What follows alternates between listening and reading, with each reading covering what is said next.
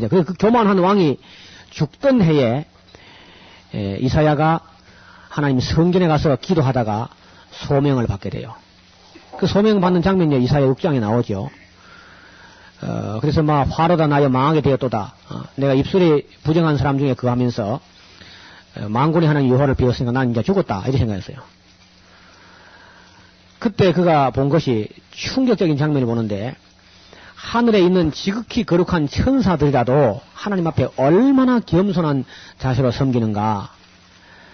겸손하되 날개가 6을 가지고 있는데 날개 둘로는 얼굴을, 날개 둘로는 발을 가리우고 날개 둘로는 날면서 거룩하다 거룩하다 거룩하다 하면서 하나님을 섬기는 그런 장면을 봤습니다. 그래서 굉장히 찔림을 받아요. 그 이사야서 전반에 흐르는 내용은 하나님이 겸손한 자를 구원하신다 그런 얘기입니다. 그리고 교만한 자를 물리시는데 얼마나 하나님이 교만한 자를 미워하시고 싫어하시고 혐오하시는가 그런 얘기가 충만하게 들어있어요. 이사야서 속에. 물론 미가서라든지 스바냐서라든지 많은 성경이 그 인간의 교만에 대해서 질책을 하고 겸손을 강조합니다만 이사야는 아주 특별합니다. 그리고 여자들의 사치에 관해서 또 아주 질책을 합니다. 여자들의 사치. 여러분 우리가 죄인 중에서 참 그리스도의 피로 용서받은 우리가 사치라고 하는 게 말도 안 되는 거 아닙니까?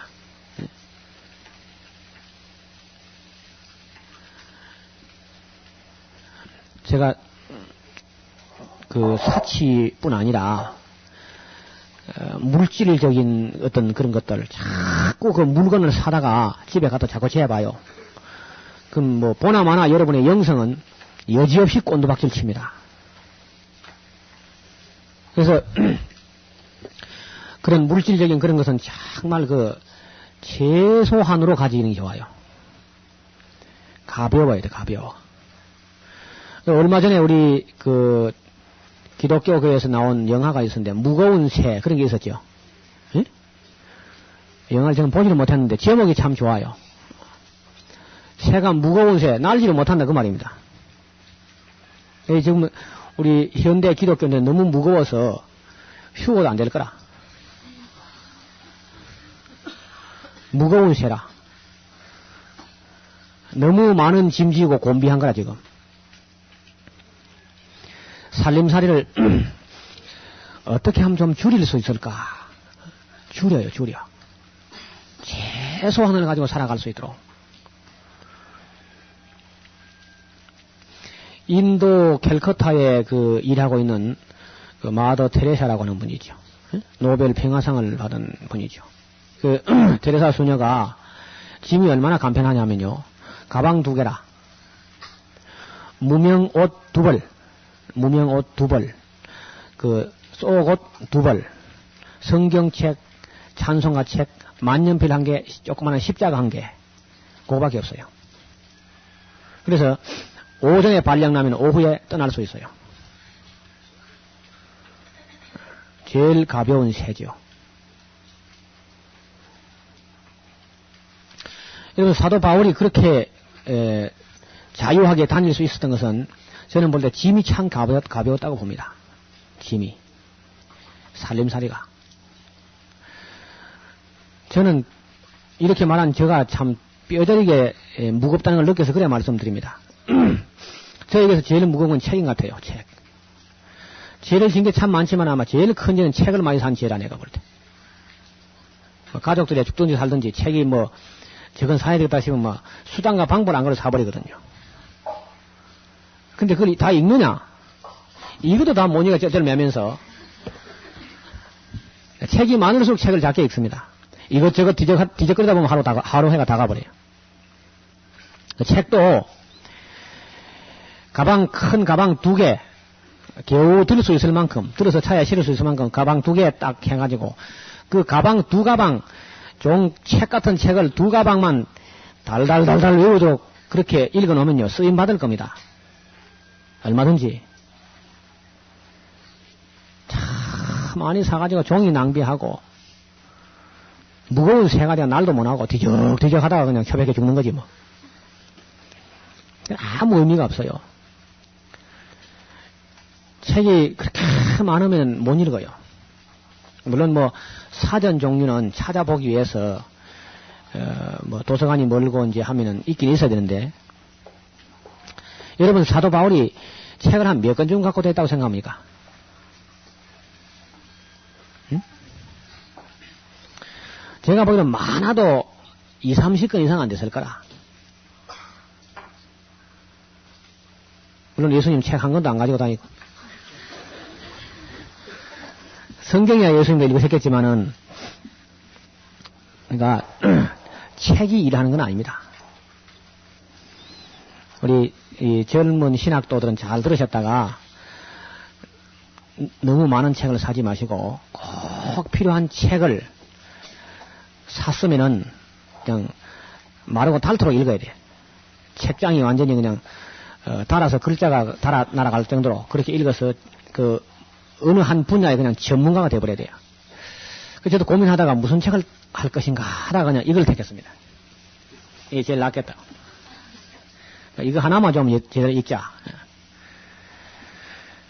다른 책은요, 이걸 제대로 알기 위해서만 되게 봅니다. 딴 거는 뭐 별 필요가 없고, 이거 한 권도 제대로 못하면서 무슨 그리 할 필요가 없다고. 그래서 일단 저는 창세기부터 계시록까지를 쫙 한 줄로 늘어놓고, 그 다음 그 날줄을 창세기부터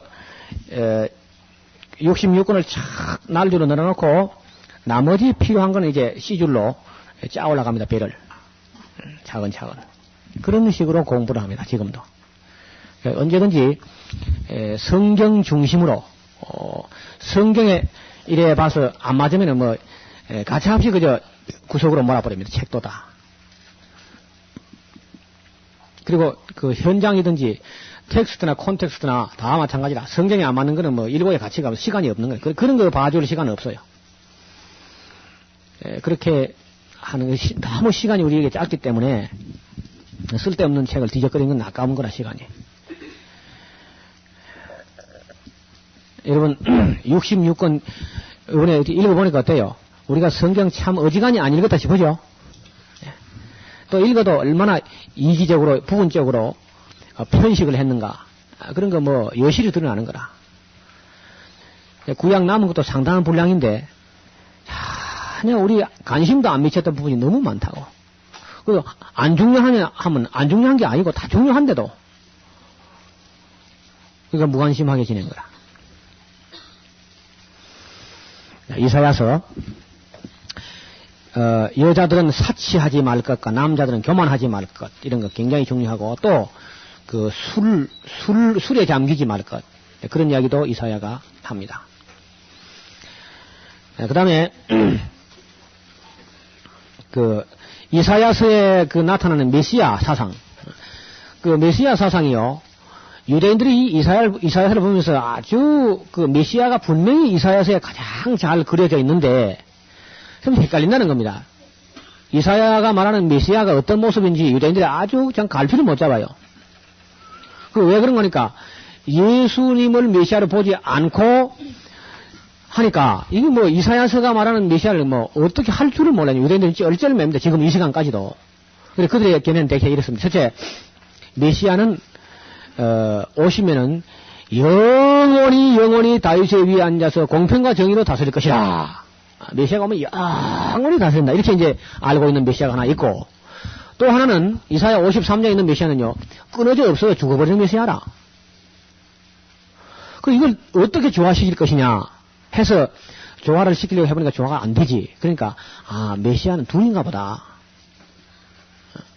끊어져 없어지는 메시아도 있고 또 영원히 다스리는 메시아도 있고, 이렇게 이제 봐요.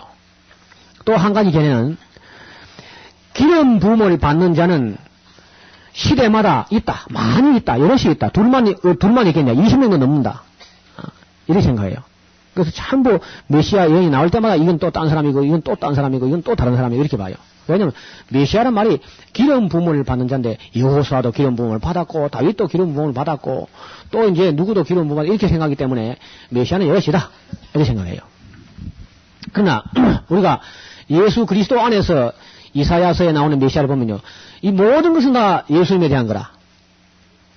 끊어져 없어지는 메시아도 예수님이고, 다윗의 위에 앉아서 영원토록 공평과 정의로 다스리시는 분도 세상 끝날까지 우리와 항상 함께 하시면서 그분은 맨 예수님이다.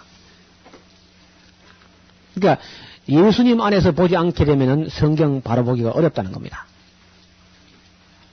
여러분, 예수님은요, 예수님 안에서만 예수님이 보이지 예수님 밖에서는 예수님이 안 보여요. 이상하죠? 성경도 성경 안에서 성경이 보이지 성경 밖에서 보면요 이상한 책이라 그게. 교회도 교회 안에서 교회를 알지 교회 밖에서는요 죽었다 깨어서 몰라요.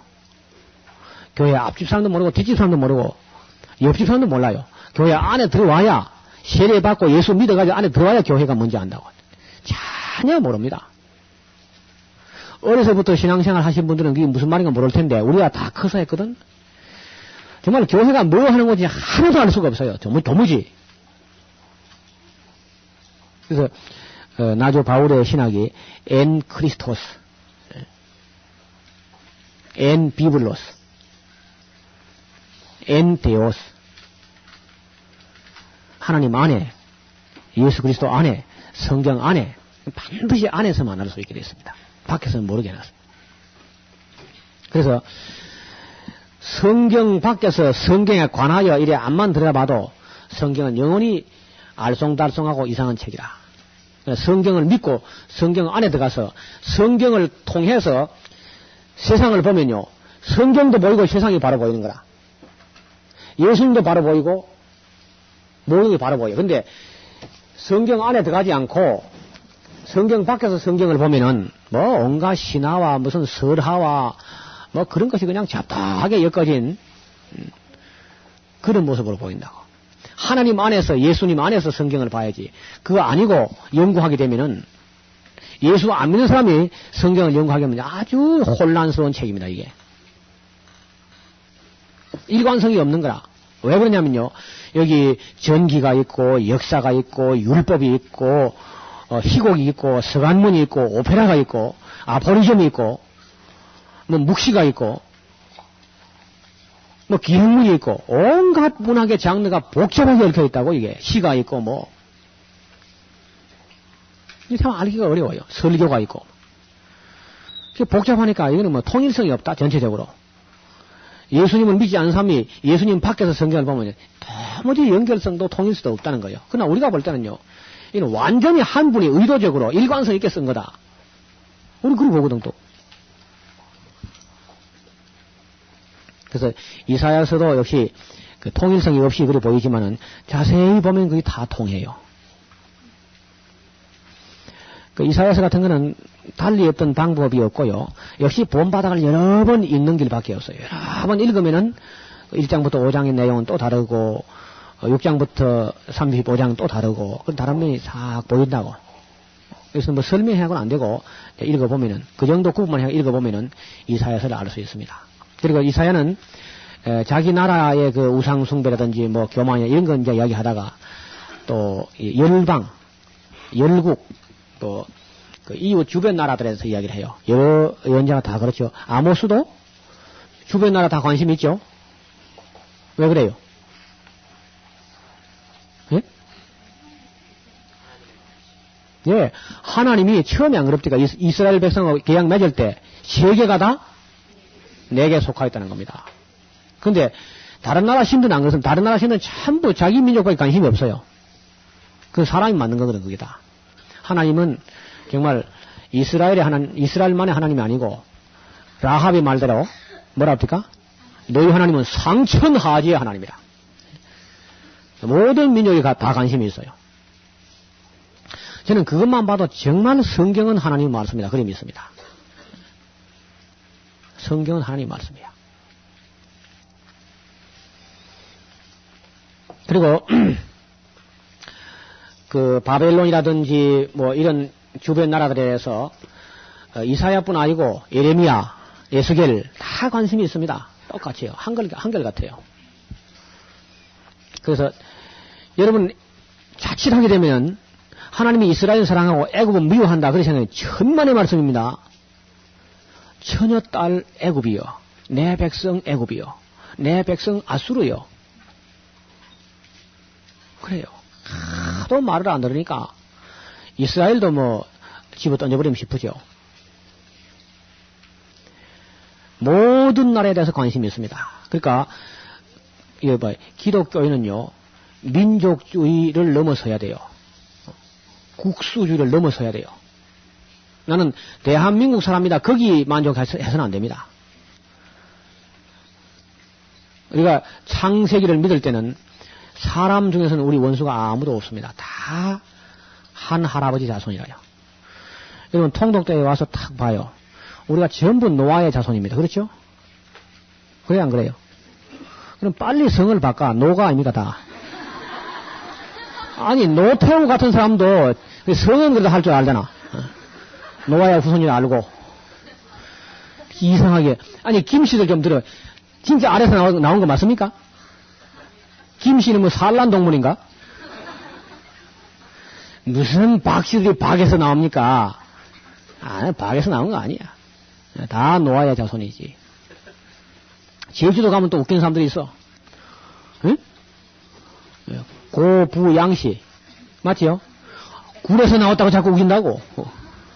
굴이 있다는데도 굴이 또. 있긴 있습니까? 예, 다 이제 창세기를 모를 때 어떻게 하면은 자기 기원을 설명할까 해서 지어낸 얘기고 실상은 다 노아의 자손이라. 그리고 우리는 또 더 가까이 또 셈의 자손들이고요. 성경을 이렇게 보면은 남이 없고 원수가 없는 거라. 여러분 옆에 사람 꼬집어 봐요. 아야 그럼 다 우리 편이지 남이 아니라. 그게 창세기를 볼 때 그렇게 달라지는 거라. 사해동포란 말이죠. 다 사람은 다 형제고 자매입니다. 그러니까 일본 사람 여러분 미워하지 마세요. 왜 일본 사람 나 미워하는 거 잘 모르겠어. 그들이 뭘 모르니까 몰라서 그런 걸 가지고 뭐 그래요. 지금도 몰라서 자꾸 그러니까 불쌍히 여겨야지. 중국 사람들도요 우리 미워할 수 없어요. 그거 미워하면 꼭 유대인처럼 돼버린다고. 몽골 사람들도 미워하면 안 돼요. 옛날에 뭐 많이 침입했지, 침입. 그러나 따지고 보면 다, 성경 안에서 보면 다 형제요, 자매요, 동포들이지. 남이 어디 있으면 남이. 우리 원수는 하나 있어요, 하나, 사탄. 그게 우리 원수지. 사람 중에서는 우리 원수 없는 거라. 예수님께서 너희가 지금 원수라고 생각해야 될 사람 다 사랑해야 될 대상에 그렇게 말씀하신 겁니다. 믿습니까? 예, 다 사랑해야 돼요. 이사야서 읽어보겠습니다.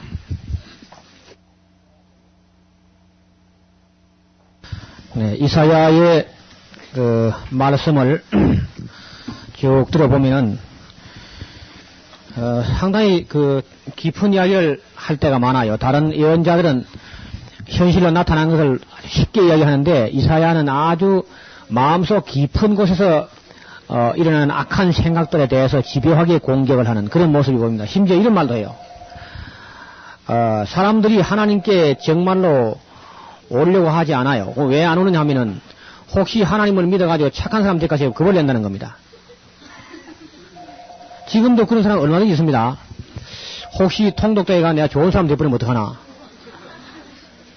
그래서 고침을 받을까 두려워하는 사람이 많아요. 그래서 그런 사람에게는 깊이 잠들게 하는 신을 줘가지고 고침 받지 못하게 만들어버린다. 굉장히 참 심리적으로 깊은 이야기죠. 그래, 바울이 전하는 진실한 이야기를 듣고, 믿지 않고 싹 돌아서는 사람 보고 뒷꼭지에 대고 바울이 한마디 쏘아붙이죠. 이사야가 참 예언 한번 잘했다 놈들아. 예, 그러면서. 너희는 놀라고 망하라 그러죠. 너희는 놀라고 망하라. 무슨 말. 고침을 받을까 두려워하는 겁니다. 착한 사람 될까 싶어서 겁을 내고 은혜 받을까 싶어서 피하는 거라. 이사야가 벌써 2600년 전에 그런 이야기를 하는 거예요. 그리고 사도 바울이 설교를 해보고 진실한 설교를 받아들이지 못하는 사람들에게 그와 같은 말씀을 해요. 그래서 좋은 사람 될까 싶어 겁나는 사람들이 있는 게라. 좋은 사람 되면 맨날 손해보잖아. 이게, 이사야가 그 얼마나 깊은 신학을 가지고 있었는가. 그런 이야기를 우리가 볼 수 있죠. 이사야서는, 이 구약 성경에서, 좀 드물게 보는 내용이 상당히 깊게 다루는 그런 내용이 있습니다. 사람의 심층을 꿰뚫는 그런 내용이 있어요. 그래서, 조금 더 세밀하게 볼 필요가 있는 그런 책입니다. 할 길로 이렇게 봐서는 안 되고요. 다른 책들은 뭐, 설명 탁 뜨고 그냥 다 읽어버리면 그냥 다 되는데, 이사야서는 굉장히 무게가 실려 있습니다. 이사야서라든지 에스겔서 같은 경우, 여기 그 29장에 아리엘이어 하는 것은 그 밑에 란하의 예루살렘을 가리킨다 그래 돼 있죠. 그 란하의 그 풋노트에는 그런 것도 자세히 살펴보시고, 그 이사야서에는 번역도 까다롭게 돼 가지고 이게 어떻게 된 것인지 애먹는 데가 많아요. 그래서 그런 경우에는 번역 대조, 여러 번역을 한번 대조해 볼 필요가 있습니다. 예언서라든지 서신서 같은 것은 현대인의 성경이나 현대어 성경, 그런 내용이 훨씬 읽기가 쉽습니다. 어떤 내용은 그 언어를 좀 쉽게 번역만 해도 그냥 이해가 돼요. 저희들이 공동 번역으로 2번을 통독을 했고, 현대인의 성경으로 2번을 했고, 현대어 성경으로 1번을 했습니다. 그 표준 세번역을 가지고 아직 못했어요. 표준 세번역은 하도 말씀이 많아서 완전하게 되고 나면 이제 한번 하려고 합니다. 영어 성경이 이번에 성경이 그 번역이 잘 된 부분이 많지만은요, 영어 성경도 턱도 없이 잘못되게 번역한 것도 있어요. 말도 안 되게 번역된 것도 있는 거라. 그 성경 속에 하나님 뜻을 잘 모르고 번역하니까, 그 히브리어나 헬라어를 직역으로 한다고 하면서 했는데 이상하게 된 게 있는 거라. 그래서, 번역도 번역이지만은 하나님 마음을 일단 잘 읽어가지고, 원어를 물론 잘 해야 그게 되겠지만은, 원어만가 되는 것도 아니라, 히브리인들은요, 히브리어만 써도 예수님을 못 믿어요. 그렇죠? 헬라어만 쓰는 헬라인들도요, 그 기독교를 이상하게 만들어가지고 애를 먹는다고. 그러니까 성경 전체 언어를 통해서 물론 하나님의 뜻이 전달되지만은 언어 이상의, 언어 너머에서 우리가 말씀하시는 그 하나님 마음이 우리가 비춰질 때, 그때 이제 이 믿음이라는 게 생기는 거다. 그래서 그렇게 하기 위해서는 성경 본문을 전체의 흐름 속에서 여러 번 읽어놓는 게 참 좋습니다. 그래야 건전한 번역이나 해석이 나와요. 작년 여름 여기 우리 사경이 할 때에 개역 성경을 번역에 참여했던 그 신학대학 교수님 한 분이 와서 읽으시다가 저는 몰랐죠. 그런 분이 계시는 것도 모르고 이제 이야기를 했는데, 나중에 마치고 갈 때, 번역이 잘못된 걸 시인을 하시면서, 꽤 큰 충격이 됐다고 하시면서, 그러니까 한신대 교수님인데, 우리 서정훈 교수님하고 동기라 그럽니다. 그래서 성경을 알고 하나님 뜻을 알고 번역하는 건 달라요. 원어가 문제가 아니고, 하나님 뜻을 알고 번역하는 참 중요합니다. 그러니까 설교는 뭐 말할 것도 없지요. 하나님 뜻을 알고 설교하는 거하고 모르고 한 거는 차이가 많이 난다고. 자칫하게 되면은, 자주 말씀드린 대로 인간의 소욕, 인간의 욕구에 아부하는 그런 설교하기 쉬워요. 그러면 이제 하나님 종이 아니고, 사람 종이 돼버린다고. 내가 사람을 기쁘게 하랴, 하나님을 기쁘게 하랴, 사람의 기쁨을 구하는 것이면 내가 그리스도의 종이 아니니라. 바울은 그리 나오지 않습니까? 그래서, 사람들의 소원에 너무, 치우치지 말고, 본래 하나님께서 말씀하시고자 하는 그 뜻을 그대로 전달하려고 하는 그런 노력이 필요합니다. 네, 식사 시간이어서 잠깐 기도드리겠습니다. 하나님 아버지 감사합니다. 오늘 하나님의 사람들, 즉 요나와 아모스와 호세아, 그리고 요엘과 미가와 이사야를 만나서 그 어려운 시대에 하나님 말씀을 외쳤던 그런 분들의 말씀을 오늘 함께 듣게 하심을 감사합니다. 그러나 우리의 듣는 것이 둔함으로 주께서 우리에게 지각을 주사 학자같이 깨닫는 마음을 주옵소서. 우리 눈이 감기지 않게 하시고 마음이 다치지 않도록 도와주옵소서. 많은 사람들이 하나님 앞에 와서 은혜 받고 고침을 받을까 두려워해서 하나님 앞에 나오지 않는다고 이사야가 애를 태우고 있습니다. 우리 아버지 하나님 우리에게 고쳐져야 할 요소가 있다면 주님 뜻대로 과감하게 고치사 하나님 형상을 닮아갈 수 있도록 도와주옵소서. 예수님 이름으로 기도합니다. 아멘. 최근 오바드야후 히브리어 원어에는 오바드야후로 되어 있습니다. 그는 우리 하나님 여호와를 경배하는 자 그런 뜻이에요. 하나님 여호와를 경배하는 자 오바드야후. 성경에 그 오바댜가 여럿이 있어요. 그 아합 왕 시대에 그 국내 대신으로 있던 오바댜가 하나 있습니다. 그 오바댜하고 여기 이 선지자 오바댜하고는 또 달라요. 그 이제 우리 성경을 처음 읽거나 처음 공부하는 사람들은 동명이인이 많습니다. 이것 때문에 참 혼란이 막 일어나는데 아까 우리가 본 대로 여로보암 1세, 여로보암 2세를 똑같이 여로보암 이렇게 하니까 왜 이 사람이 앞에 나왔다 뒤에 나왔다 그럽니까? 이 사람이 도대체 얼마나 살았습니까? 뭐 이렇게 생각하는 분도 있고 그래요. 그래서 이제 그런 것 때문에 설명도 필요하고 또 성경에 관하여 쓰여진 책들이 필요합니다. 지나온 이야기지만은 오바댜 이야기가 났으니까 아합과 이세벨 시대에 있었던 그 국내 대신 오바댜에 대해서도 한 말씀 드려야 되겠네요.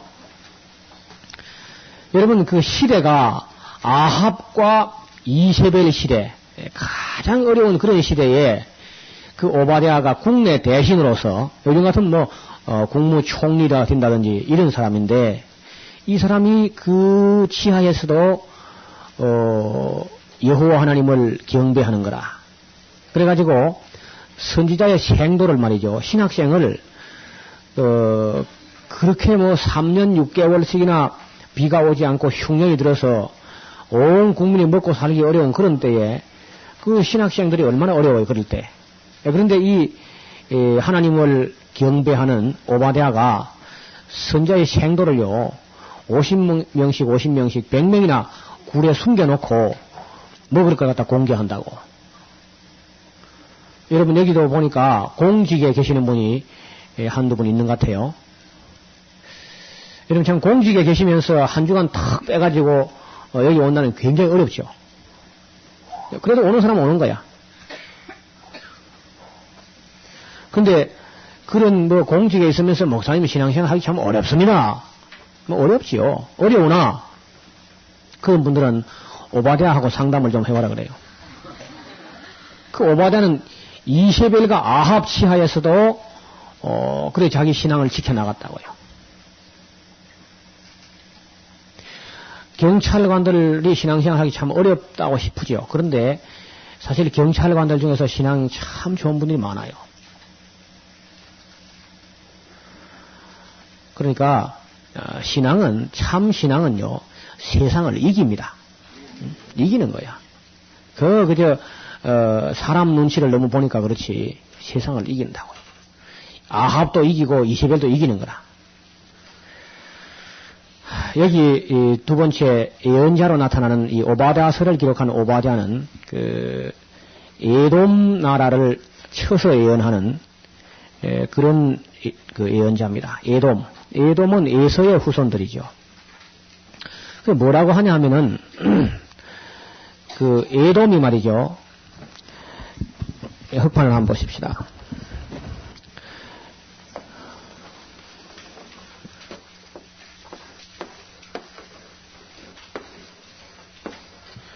에돔 나라가 어디쯤에 있냐면은 이 사해바다 남쪽으로 이만큼에 이렇게 자리하고 있습니다. 이만큼. 여기 이제 페트라라고 하는 나한테 잘 안 보이나요? 하여튼 그 사해바다 남쪽 한참 내려가서 그 페트라라는 성에 사는데 그 페트라가 아주 참 한 번은 참 진짜 가볼만 해요. 그 바위 속에 살아요. 바위 속에, 바위 틈 길 넓이는 말 탄 사람이 서로 비낄 만큼 정도 넓인데, 양쪽 절벽 높이가, 평균 높이가 50m에서 60m입니다. 높은 데는 한 100m쯤 되는 데도 있어요. 그 깎아지는 양쪽 절벽이 쫙 나있는데, 그런 좁은 그 협곡으로 이어진 길이 얼마나 되냐? 1.3km 거리 들어가요. 그 좁은 길로 이렇게. 우리도 그런 데 들어갈 때 말을 타고 들어갑니다. 그 가면은. 그런데, 그리고 거기 그 성 안으로 들어가는 길은 그 통로 하나밖에 없어요. 그것만 지키면은 난공불락이라. 거기 이제 둥지를 틀고 예돔 자손들이 살고 있으면서 어떻게 그 사람들이 그 바위 틈에 살아가느냐. 그 농사도 안 되고 목축도 안 되고 아무것도 할 게 없어 거긴요. 그럼 어떻게 삽니까? 예? 예, 도둑질 아니면 살아갈 길이 없어 그 사람들은. 그래서 이제 거기 살면서 뭐 이 팔레스타인 전역을 뛰어다니면서 완전히 날강도처럼 살아요. 예돔의 자손들이. 그런데 그 다른 데 가서 털어도 그거 하나님 앞에 용납 안 되겠는데 하필이면은 자기 동생 족속이 되는 이스라엘 족속에게 가가지고 막 싹쓸이 해가는 거예요 완전히. 그리고 주변 나라하고 함께 와가지고 연합 합동작전을 해가지고 이스라엘 털어요. 그래서 싹 그냥 후려가지고 몽땅 좋은 거 맛있는 거 다 갖다가 실컷 먹고 놀고 누가 이 난공불락의 성에서 나를 끌어내리겠느냐. 세상에 그 어떠한 군사가 와도 이 페트라를 이 반석 속에 살고 있는 우리를 끌어내리지 못한다 하고 이 교만한 생각을 품고 있습니다. 이제 이러한데 그 오바댜가 그래요. 그 조롱을 하면서 그 에돔 족속을 향해서 바위 틈 높은 곳에 거한다고 까부는 사람들아, 너희가 완전히 너희 행한 대로 너희도 보응받을 날이 온다. 만군의 여호와께서 세상 만국을 벌할 날이 오는데 너희 행한 대로 너도 받을 것이다. 그러면서 이런 얘기해요. 그 포도원에 도둑이 들어가지고 포도를 따라왔어도 어느 정도 좀 남겨놓고 가는 게 상식이고, 도둑놈이 강도가 들어와도 조카리만큼 그저 훔치고 그래도 남겨놓는 게 상식인데, 예서집이 완전히 털려서 본래 아무것도 없던 것 같이 될 것이다. 그게 무슨 죄 때문에 그러냐? 형제가 환난 당할 때에 방관하고 있는 것도 죄가 될 텐데, 그 형제 집을 털고 또 줄 떼어 나눌 때 그 강도짓을 하는데 거기 함께 바벨론이라든지 주변 나라와 함께 합동작전을 해가지고 이스라엘 털어먹고 사는 너희들이 언제 그 심판받지 않겠느냐? 하나님은 반드시 도덕적으로 심판하는 분이다. 그리고 사거리 길에 서가지고 이스라엘 백성이 쫓겨갈 때 그 도망가지 못하도록 가로막아 준다고, 그런 못된 짓을 하고 너희가 어떻게 심판받지 않겠느냐? 날이 이럴 텐데 야곱 집에서는 불이 나올 것이고 에서 족속은 초계가 될 것이다. 그 야곱 집에서 나온 불이 초계 같은 그 금불 같은 에서 집을 확 다 태울 날이 올 것이다. 그렇게 혹독한 예언을 해요. 그런 예언은 예레미야서도 있고 에스겔서도 있고 이사야서도 있고 오바댜서도 있고 여러 군데서 나옵니다. 그 에돔에 대해서. 아까 또 아모스도 에돔에 대해서 얘기했죠. 그러니까 그 여러 번 예언자들이 책망하고 저주하고 했는데 그들이 회개하지 않아요. 근데 딱 그 에돔 족속 하나만 놓고 지목해서 예언한 사람이 이게 오바댜다. 그 오바댜의 예언은 문자대로 이루어졌어요. 이스라엘 자손들은 맨날 뺏기고 틀리고 수탈당하고 해도 지금 세계에서 주목을 받는 그런 나라가 됐는데, 에서 자손들은 뭐 완전히 흔적도 없이 망해버렸죠. 그러니까 빼앗긴다든지 수탈당하는 건 참 뭐 기분 좋은 일은 아니죠. 그래도 빼앗고 쏘기는 사람보다는 빼앗긴 사람이 낫습니다. 이스라엘 백성들은 뭐 고난을 많이 받았지만은 그래도 살아 있어요. 지금 그 팔레스타인에 와 있는 유대인들은 제가 보는 대로는 다시는 뽑히지 않습니다, 이제. 그 땅에서 예수님 오실 때까지 버티고 있을 거라. 지금 보기는 어설프게 보여도요, 이스라엘 백성을 건드릴 만한 나라가 없어요, 지금요. 미국은 안 건들 것이고, 소련은 못 건들 것이고, 아랍은 감히 도전해도 이제 안 됩니다. 아랍 갖고는 안 돼요. 몇 번 해봤잖아. 1차, 2차, 3차, 4차, 5차까지 이스라엘하고 쉬워봤지만, 할 때마다 아랍이 손해봤어요. 그러니까 뭐 에서족속 같은 거야 뭐 아무것도 아니지. 어떻든 오바댜서는 하나님은 도덕적으로 반드시 심판하는 분이다. 오래 참으시긴 하지만은 형벌을 받을 자를 결코 면제하지 않습니다. 이것이 오바댜의 예언이죠. 그 다음에 그 나훔은 니느웨에 관한 예언을 하죠. 나훔. 엘고스 사람 그 나훔이라 되어 있죠. 이 나훔은 니느웨를 향한 혹독한 묵시를 봤어요. 니느웨. 그 니느웨는 지난번에 우리가 그 요나의 그 전도를 통해서 한때 그 철저하게 회개함으로 용서되어서 그때 요나가 그 시원찮게 설교하고 시원찮게 전도했지만은 그 한 번 설교한 게 말이죠. 하루 설교한 게 역사를 150년간 연장시킨다고요. 그때 무너질 니느웨 아수르가 요나가 한 번 설교하고 하루 동안 가서 전도한 그 은혜로 말미암아서 150년간 그 큰 도시의 역사를 연장시키는 겁니다. 여러분 전도자의 사명이 그렇게 큰 거라. 그런데 그 뒤에 다시 타락했을 때는 그럼 왜 이 아수르가 망하냐 하면요. 아수르가 교만해가지고 망해요. 교만해가지고. 대부분의 나라들이 교만해가지고 망합니다. 교만은 멸망의 선봉이라. 꼭 교만하면 망해요. 그 아수르가 왜 교만했냐면요.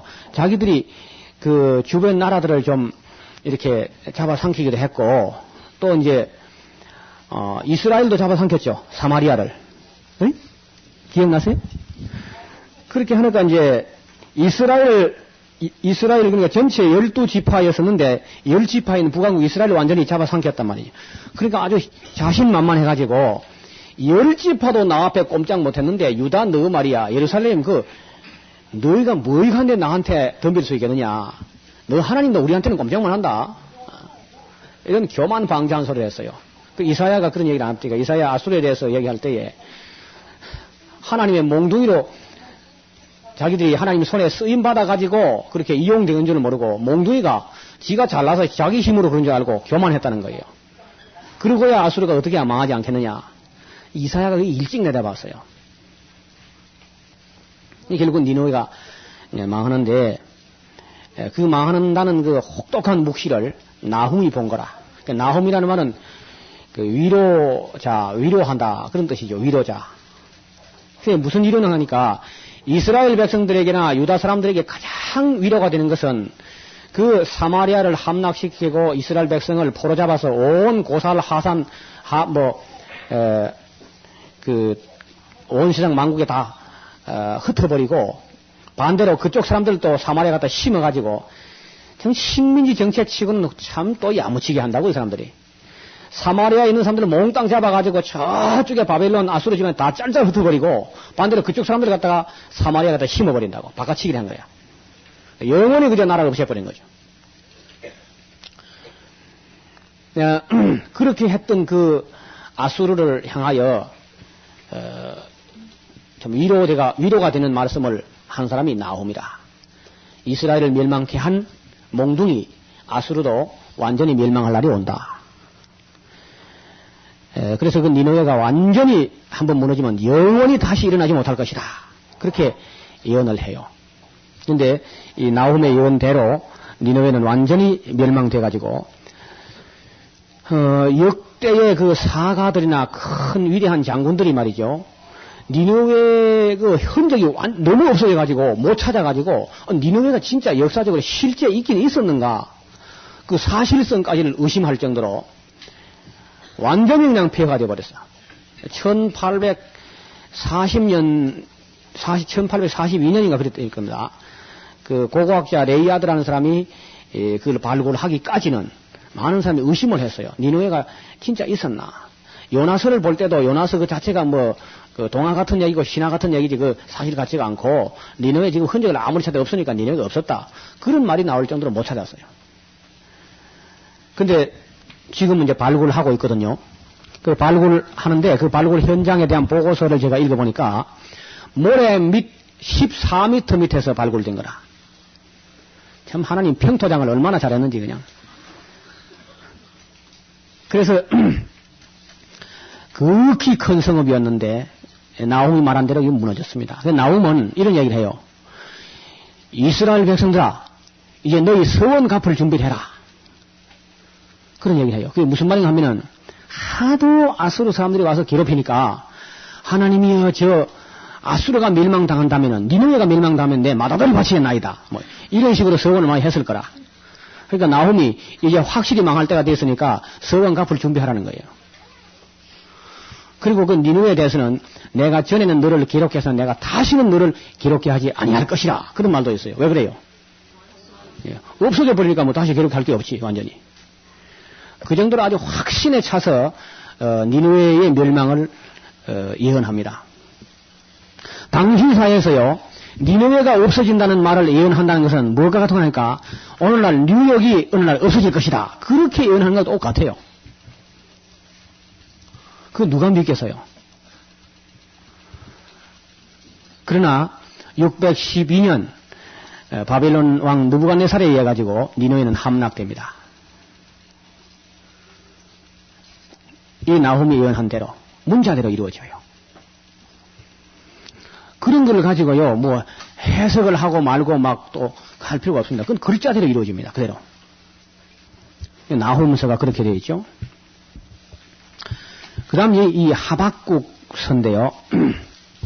하박국서는 딱 한 절만 쓰지요. 뭐라고 씁니까? 예? 그걸 씁니까? 예. 의인은 믿음으로 말미암아 살리라. 2장 4절이죠. 예, 그 한 절만 보통 써요. 근데 그렇게 하면 안 되고 그 짤막한 책인데 그 책을 통째로 알아버리는 게 좋지. 그걸 왜 한 절만 그리 씁니까? 그리고 이게 하박국의 이야기는 그 잘 드러나야 돼. 그게 굉장히 중요한 책입니다. 작아도요. 그리고 하박국서 같은 건 특별히 그 당시의 상황, 역사적 분위기를 모르면은 의인은 믿음으로 말미암아 살리라 한 그 말도 무슨 말인가 어려운 말입니다. 그리 쉬운 말이 아니라요. 에레미야 분위기를 알아야, 에레미야서 분위기를 알아야 하박국의 말도 알아들을 수 있어요. 그게 무슨 말인가 하니까 이제 우리 방금 에레미야서를 읽어왔는데 설명 없이 읽어와서 또 모르겠습니다만 에레미야가 하는 말은 이렇습니다. 이제는 회개할 때는 늦었다는 겁니다. 그 에레미야가 지금 뭐라 그럽니까? 바벨론 왕이 오거든 그 저항하지 말고 그게 항복하고 포로 잡혀가라 그러죠. 그런 은혜 안 되는 설교하니까 또 누가 또 아멘 합니까 그걸 사실. 그런데 그거까지만 해놓고요. 하박국이 나타났을 때는 아마 3번 잡혀가는 중에 1번, 2번쯤 잡혀갔을 때 그 정도 될 거라. 하박국의 일한 때는. 하박국이 솔직히 이렇게 말해요. 하나님 솔직히 우리가 죄인인 것은 인정합니다. 인정한다는 거예요. 그렇지만은 그래도 우리는 하나님께 할 말이 있습니다. 오늘 해봐. 아니 우리가 죄인인 건 인정하지만은 바벨론은 우리보다 더 죄가 많지 않습니까? 그런데 보다 악한 사람이 비교적 선한 나라를 갖다 잡아먹는 게 옳습니까? 이게 공의가 실천되고 있는 겁니까? 이런 식으로 된다고 하면은 하나님이 역사 경영을 잘못하신 거 아닙니까? 아마 하나님도 대답이 곤란할 겁니다. 그래가지고 자신이 있었어요. 하나님이 뭐 잘못한다는 사실을. 그래서 하박국 이리 보세요. 내가 내 파수하는 망대에 올라가가지고 하나님 뭐라고 대답하신 내가 들어보겠다. 그리고 막 자꾸 올라간다고 막.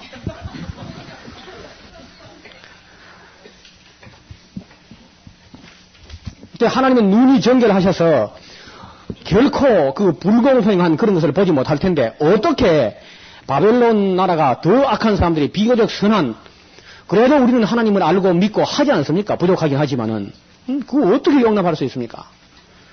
그러면서 아주 막 씩씩거리면서 하나님께 올라가요. 아주 솔직한 사람이라. 마음에 간사한 것이 없는 참 이스라엘 사람이라. 하박국이. 이 사람의 별명은 이름의 뜻은 씨름꾼입니다. 그래서 하나님하고도 한번 씨름해보겠다. 이렇게 올라간다고. 그때 하나님의 응답이 뭔가 하니까 이 사람아 착 보면 좀 모르냐? 바벨론이 그렇게 교만한데 그거 얼마 가겠냐?